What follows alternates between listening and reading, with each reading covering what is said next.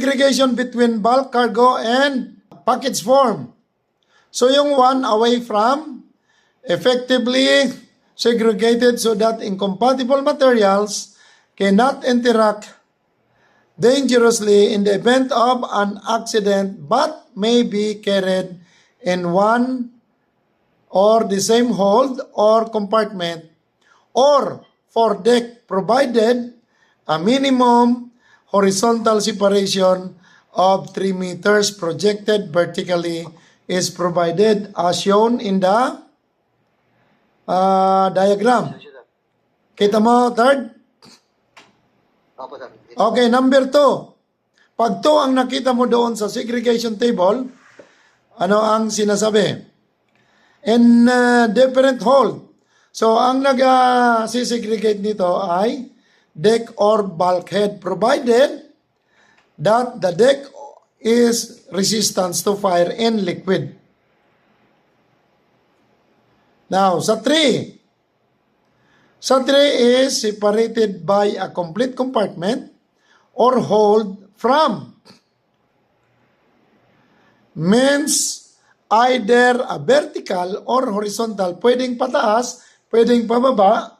Kaso lang dito third, ang kailangan dito ay mayroong in-between na compartment. For example, nag-load ka sa compartment or cargo hold number 1 ng bulk cargo, ang isang dangerous goods in package form ay pwede mo lang i-load sa number 3, hindi pwede sa number 2. Kasi pag sa number 2 mo ni-load yon, that is the segregation of number 2. 2. Now, sa number 4, ang segregation ay halos pareha sa 3 na complete compartment. Kaso lang, ito ay horizontal lang, hindi pwedeng pataas. Pataas. Okay.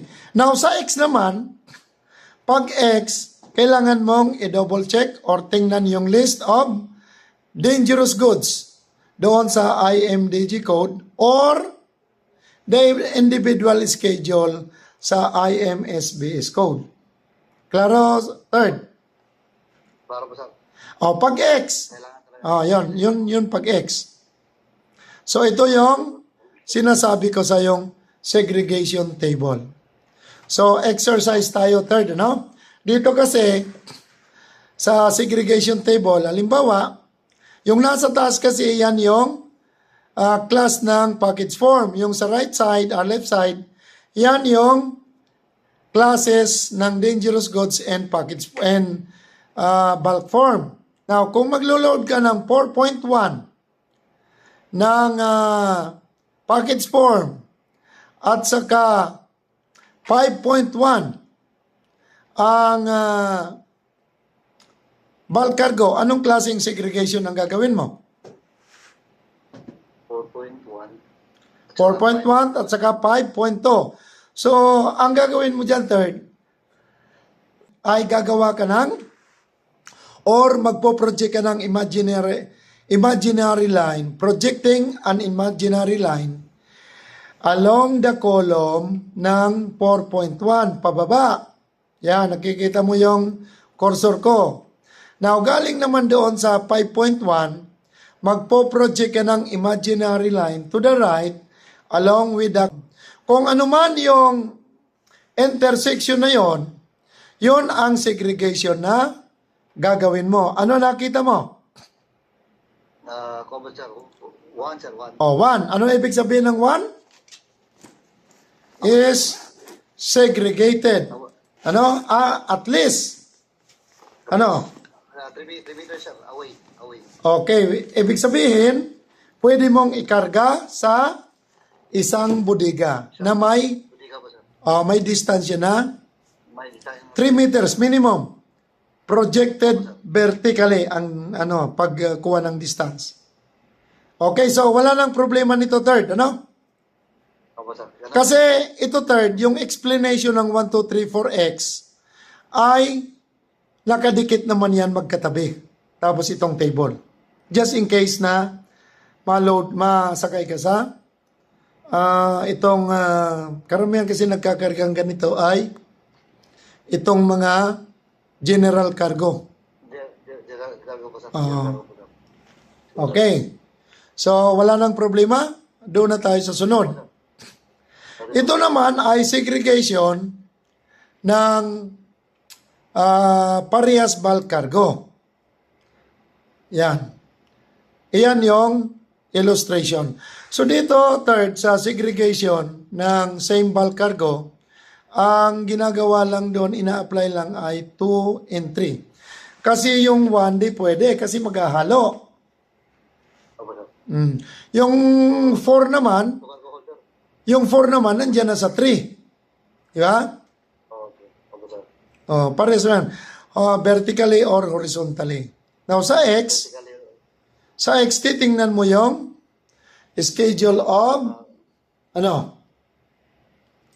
yung dito sa individual schedule dito sa IMS Basic Code. So, Okay, sir. sa pag-locate ng segregation, parehas din.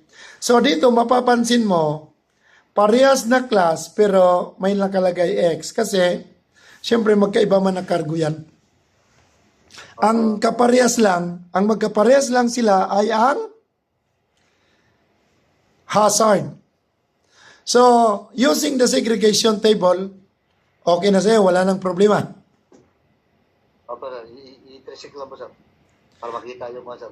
So, ganun pa rin, okay. Kunyari, maglo-load ka ng 4.1 at saka ang isa ay 8. Anong klaseng segregation ang gagawin mo?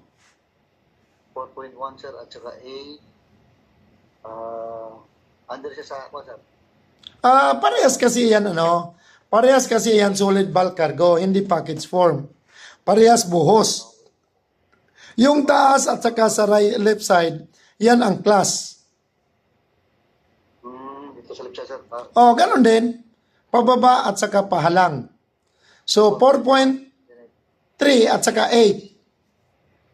4.3 at saka A. Ano nakita mo? X, sir. X po, sir. X. 4.3 at saka 8. 4.3 sa taas. 2, sir. 2 po, sir. To. So, yon. So, ganun din doon sa kabila, no?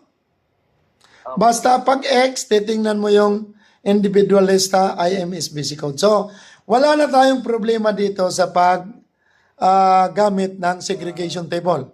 Klaro na? Opo, sir. Klaro po, sir. Okay, so pwede na tayong mag-proceed sa next topic. Opo, sir. Okay.